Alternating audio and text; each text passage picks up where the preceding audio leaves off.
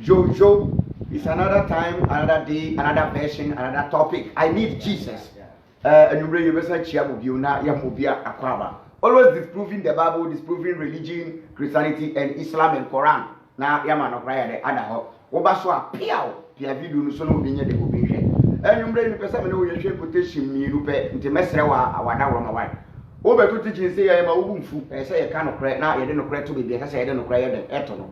I'm saying, almost in Yankopon boy, and I Yankopon it, they all honey, they all. But winning. We are deeper the Sanya, and so my wife be the Ayaduma. What I say, so my be the Ayaduma. And then the person bisa question be from the Bible. Always a question is based on quotation. Because I be no Ayaduma. The quotation now, yes, I had a dream. Tobaswa, Bombon, Nessa Obed, the overshare video, no, Amami, come. Video way, and your video I make some short video be. Now, yes, you are there. Don't forget to subscribe to YouTube channel. CSF Yahuda on YouTube channel. Medasi na yape jumadino so. Obianim. We die enye gidie. We enye gidie. Me ba be kan asem dia kosi me topic ano so. We no enye gidie ho asem na me ba be kan. Obianim se nipa yewu a honhom na oti mu no ana memfa na se okra na oti mu no. Okra no betu akọ. Okra no be ko babi esese ye den ekọ. Baby okra no be ko no mimi nim. Ena won so wonye de wonim mintimi ni adanse ye won so awutie bia wo ba be dichi won so wontimi ni adanse ye nti that means nipa ye wu a that means body no be ka asase so obi anim a what did I make na say enu nti ye ba be hwe ade bi ye ka kire mo say book na ye friend bible omo create the bed omo the bed omo the bed ada ye keke e coded book nti enu ni ye ba hwe ade bi o ye Kristo ni say wo giri say Yesu na bewu ana me boa so mo gidi say Yesu abewu ana me boa eno wu ye eno nansa so no sole ye me ba cho ye ntro wai quotation ba ko pe me di quotation bi be kira o say eye nada eye nada o ma da ye onipa bi obeba asasi so onipa bi obeba asasi so a obewu no se nipa ni wu a so okra no kwa ese say ye nya body no asasi so as an evidence. As a proof, as a dance die, say as mercy wu ye no, the body nie, as mercy wu ye the body nie. Apart from Elijah, any your friend saying Enoch in the Bible, I sing a coupon form course no. Nipa bia obewu no, as I say ye hu efunu no, ye nya body no, na ye be the yeri bia dance ye, say nipa na ye de nipa newu. But me the idea be kero, me srew, bia wunya hui, bia wunya hui. Ebia winya hui mame fa ade nkyerɛw Philippians chapter 2 me kan verse 7 me point through verse 8 and 9 me srewa wo ba so a share video no fa mame why and then you be sua bi kakra hwɛ every 5 minutes me tra Bible no a me nya asɛm me de beba every 5 minutes ye ba ye nya asɛm de beba ye de beba enunti according to Christianity, according to the Bible, according to Christian beliefs omo se Yesu wowu wasole okosoro obesa ba biu eyentro totally eyentro 100% aza 419 aza any 419 nkotompu yefenu nkontompu eyenkontompu ni kalabule kan Philippians chapter 2 verse 7 what you say Philippians 2:7 kan mami instead of this of his own free will according to Jesus no mo kan instead of this of his own free will Yesu ni free will mu that means ne pem Yesu ni pem e na oba say obewu to asenkwe gave all up he had Jesus gave all what he had to ase and took the nature of a servant na Yesu ojane pem nyina wo soro e na ofa nipa tebia to asenkwe he became like a man Jesus became like a man and appeared in human likeness and appear in a human likeness and appear in a human likeness nti a kire say Yesu obe kan twi no nti bi twi no why aka person o kire say Yesu na o soro na one Nyankopon wo kan obeka say na on person one Nyankopon be ye pe e wo Philippians chapter 2 7 8 7 to 9 10 hono sa na mo ye de o mo kire enu nti Yesu obefa nipa tebia ena ofa akwa tebia e de to no so ena oba nipa fam nti according to Christopher ko mo kire say Nyankopon ena da ne Yesu ena o ye de oba nipa tebia ente sa yɛn fa no sɛ ɛnte saa but ɛyɛ Jesus mbom ɛna na ɔwɔ tumi ɛwɔ soro but ɔba no ɛna ɔbɛfa nipa tebea ɛna ɔde baayɛ mo nka ntwi na yɛnyɛ den yɛnkyerɛ mu na ɔnte aseɛ ɔsɛ nembo ɔto ne ho mpan fa akoa tebea to ne ho so Jesus nipa nsa so wobɛbɔ no tau ɔto no nti bɔro tau mami na menkyerɛ mu nembo ɔto ne ho mpan fa akoa tebea wow Jesus ɛto ne ho mpan ɛfa akoa tebea to asɛ to ne ho so dane nipa nsa so nti ɔdane nipa nsa so ɛna nipa ɛyɛ yɛfɛ ne sɛn soul and body what you say nti Jesus eba no ɔfa nipa tebea ɛde yɛ den ɔde bae nti Jesus bae no body and no body no body anameboa no body anameboa now this is where the question lies if Jesus came like a woman being ɔfa nipa tebea ɛna ɔbɛda ne honam ɛna ɔne yɛ bɛtena yɛ ɔne yɛ bɛdidi yɛ ɔne yɛ bɛtu nnwom owie yɛ na ɔyɛ den ɔyɛ den ɔmo si owuye ɛna 3 days ɛna ɔsɔre den ɔkɔ so mame nkyerɛ wɔn ntoro a yɛ den ewom hwɛ ɛno nie fa ne sɛ body no nie ɛna honhom no nie enti honhom no ɛhyɛ body no mu a na nipa no owu a mepatwɔ nipa no owu a honhom no bɛkɔ he honhom no bɛyɛ den ɛbɛkɔ onyankopɔn hɔ na aka body no na yɛkɔ sie body no utie na mepatwɔ Jesus na mo si owu yɛ na ɔkɔ soro no a ɔsɔre yɛ a mo kyerɛ si owu yɛ no ne body no ɛwɔ he fa adansibie wɔ he wɔn sɛ ɔmo si Jesus ɔkɔ soro ɔde body no kɔ soro ɔmo boa sɛ Jesus ofi soro ba no wɔmfa body ama na yɛ asase so na ɔbɛfa body a ɔkɔ no ɛnsɛ sɛ ɔfa body no yɛ den ɛkɔ think about it think and think critically use the common sense here Jesus ɔba no he was coming in a way of spirit or the honhom na yɛ den ɛna ɛba obedu asase so no ɛna ɔfa nipa tebea ɛna ɔfa nipa body ɛna ɔbɛda ne nipa ɛna ɔne yɛ tena sana bebo a enti sɛ owu na sɛ ɔkɔ a mɛpatɔ ɛsɛ ɔde body no kɔ ana ɛsɛ ɔgya body no ɛyɛ mo amo se ɛsɛ ɔgya to hɔ mo amo se yɛmfa hwe ama na yɛmfa hwe nkɔ na ɔno Jesus ɔba no wɔmfa body ama wo wɔde honhom na ɛbaeɛ ɔno Jesus bɛdu asase so na ɔfa nipa tebea ɛna honhom no wura nipa body mu ɛna ɔde di dwuma ade nti na mo ka kyerɛ yɛn sɛ Jesus wuyɛ na ɔkɔ soro deɛ ɔde body ne yɛ bɛ ɛkɔɛ wɔn lailai wɔn aza wɔn ntorɔ wɔn nkontompo ɛwɔ Bible no mu wɔn sɛ ɔmo adaadaeɛ wɔn sɛ ɔmo adaadaeɛ Yesu efi soro honhom mu ɔba asase so ɛbɛfa nipa body owu wie na ɔkɔ no wanja body na ntoɔ ɔsan de body ne yɛ den ɛsan kɔɛ wɔn na ada wɔn obi a wewu a nipa na ewu na body ne nyinaa kɔ soro yɛ nya body na nsie body no nipa no so a body ne nyinaa kɔ soro apart from mukweku ananse story ɛwɔ book no mu apart from mukweku ananse story ɔmo fi so ɔmo dada ya kopi ebi abedu 21st century muntimi nya yɛ saa o muntimi na ada yɛ ntoa so saa de ame pese wote ase ne sɛ evidence adansidie wɔ hɔ sɛ nipa bi ayewu a ɔkra ne bibie kɔ no yenim but body no honam no nko ade honam no yɛ nya honam no yɛ de etu tokro etu amana na yɛ sie honam no ɛna mo kyerɛ yɛ according to the Bible Philippians chapter 2 verse 7 8 9 ne kyerɛ yɛ sɛ Yesu ofi soro ba no wanfa body ama na mo sɛ na obedi dwuma wɔ asase so no obɛfa nipa body nti honhom no bɛhyɛ nipa mu ɛbɛpa nipa body ɛna ɛfa Mary so ɛni nti na Mary yɛ de ɛwo no nti honhom no ɛyɛ nyankopɔn a mo kyerɛ sɛ nkonkron no ba Mary so but the body side no ɛbɛyɛ Mary nti ɔfa nipa so na yɛ de ɔbae na mi bisa mo ade nti na Jesus owu ye na ɔkɔ no wanja body no na yɛmfa ni adanse because wo na wu ye no yɛnya ba bi a yɛsie no ndompe bɛ kakra nti ade nti na Jesus ofi soro a ɔba no wamfa body ama ana me pam so yɛfa ne sɛ ɛsoro yɛ wɔ dressing room wɔ nti ɔkɔ no akɔ dress wɔ kwan so owura dressing room ɛna ɔsesa body nti body ne hyɛ soro ɛna ɔkɔ nti ɔba a obesa bi hyia body no wɔ top na ɔsa de aba bi wɔn so ma dada minia wɔn so ma tum futuro agu yanim a yɛ ka na bibini asinkonya e defend ni slave master buku o ɛhoma o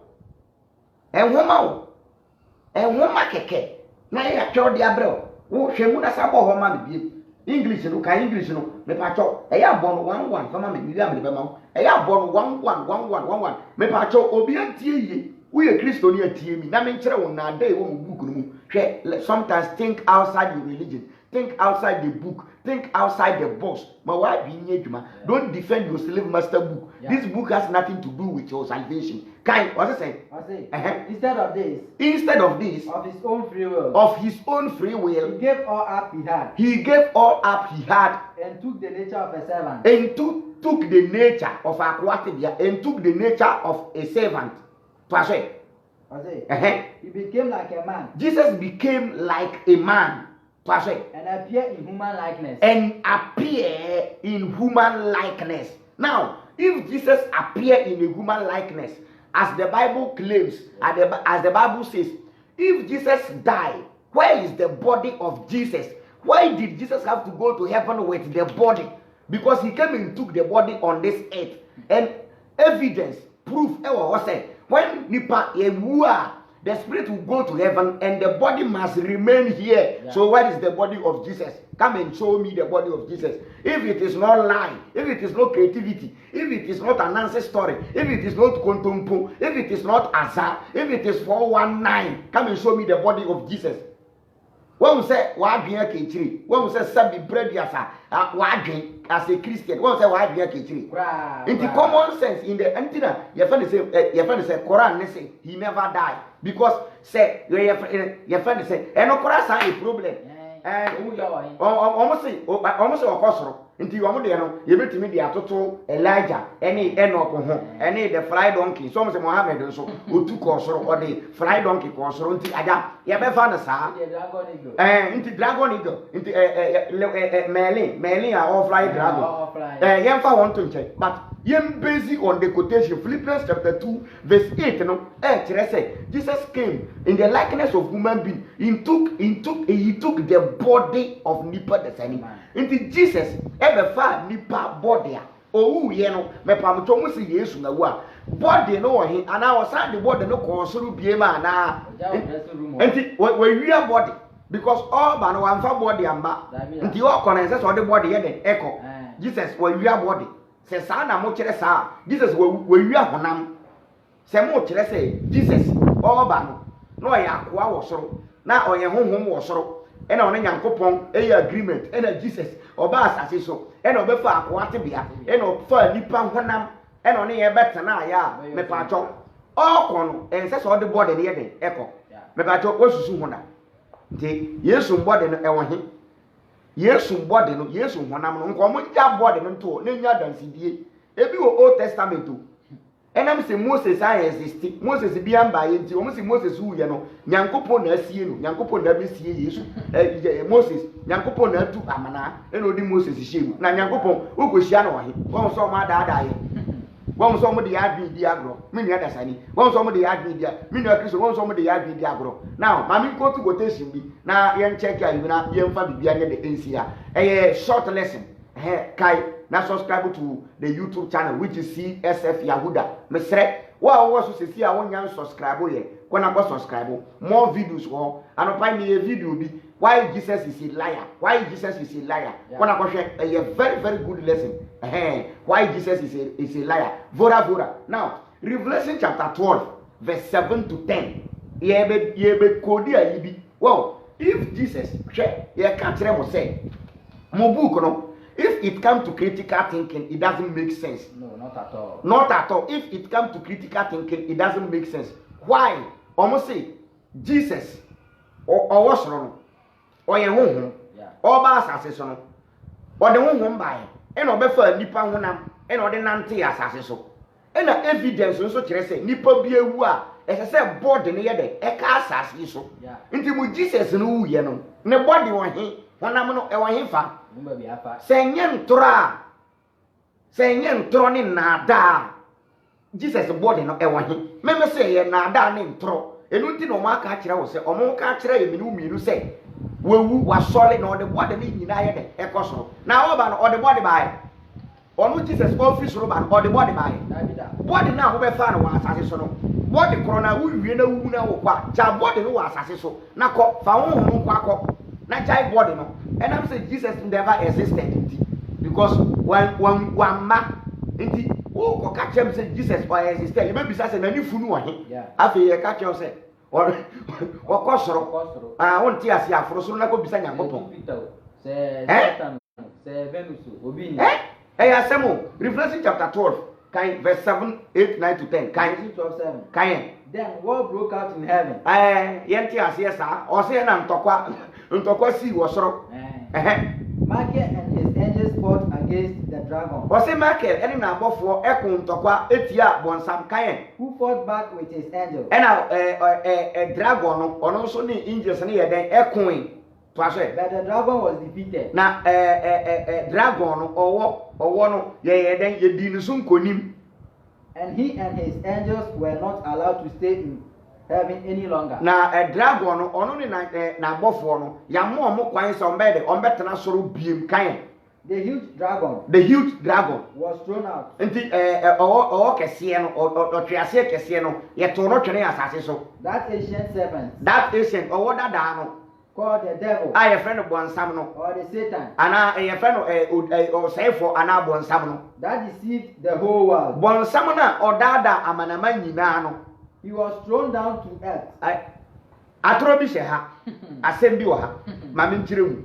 One say I had no sin to question was something. Joanny Cosro, I also want 7 acres.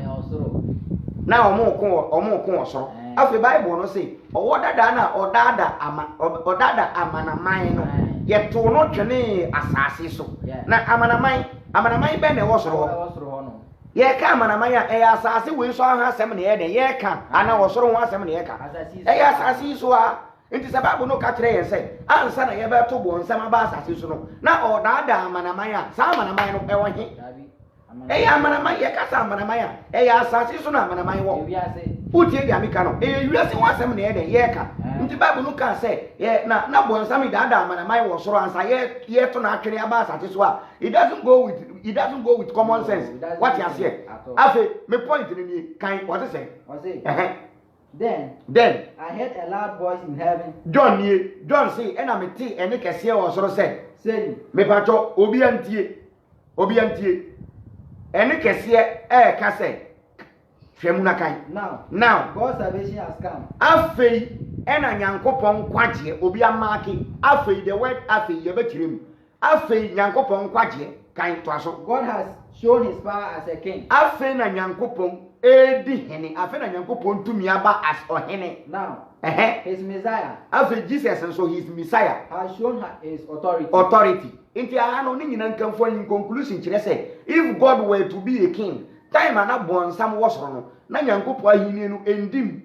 Na Jesus no ya Messiah enye ye until ye pamu bonsam e de ba asase so e na bons ye fa ne say nyankopon edi hini a eye ye ansa nyankopon nya atumi ansa Jesus no eye Jesus ankasa me pacho asem we me pacho what na se na wo dwen ho a wo say ya nkola e na ye ka asem we kire omo that means mu pese mo kire say nyankopon nie Jesus nie bonsam nie no mu nyina omugu fie baako omugu ahinie baako but nyankopon no obo bonsam ebo Jesus no sanya bonsam no asa benya tumi tete nyankopon ni Jesus until nyankopon fa adwen se dabi mame mpam bonsam mfiri mi nkyɛn na me mfa no mra asase so nti se me pam bonsam mfiri mi nkyɛn time a mbra nyankopon pam bonsam no ansa na nyankopon ahinie ni se den eruli That is bonsam baby abonsam onyankopon odi hini enya den